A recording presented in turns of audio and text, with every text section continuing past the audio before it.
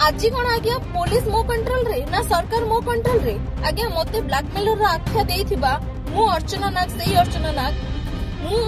मु कहा को कोन कंट्रोल रे आनी परिबी आपण आपनकर करिथिबा कर्मर फल भोगुचंती भाई आपण सुधरी जांतु आउ अपनिंदा अपजस भूमि को दियंतु नाही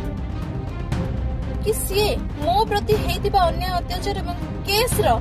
संपूर्ण मास्टरमाइंड और सी मो घटना रे संपृक्त थिले आज्ञा कहंतु जदि से संपृक्त नथिले ताहले से केमिति विगत दिन रे कहउथिले अर्चना नाग को चिन्हि नांती बोली आज से जानि गेल अर्चना नाग किए बोली थैंक यू भाई आपण मते मने रखिचंती आपण मानक माध्यम रे मो भाई को धन्यवाद जणा को चाहूची श्री अमरेश जेना और बाइया जेना आज मु तांको देखिले गणमाध्यम सामना रे गिरफ्तारी हेबा समय रे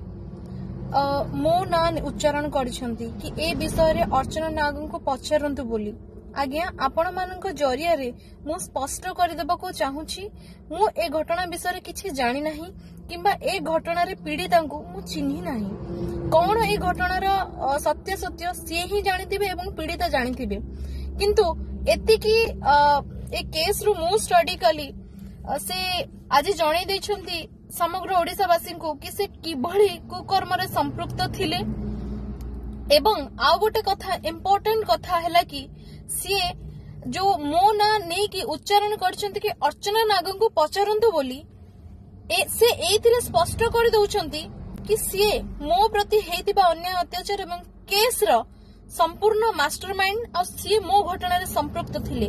आज्ञा कहंतु जदि से संपृक्त नथिले ताहले से केमिति विगत दिन रे कहउथिले अर्चना नाग को चिन्हि नांती बोली आज से जानि गेल अर्चना नाग किए बोली थैंक यू भाई आपण मते मने रखिचंती आपण मानक माध्यम रे मो भाई को धन्यवाद जणा को चाहूची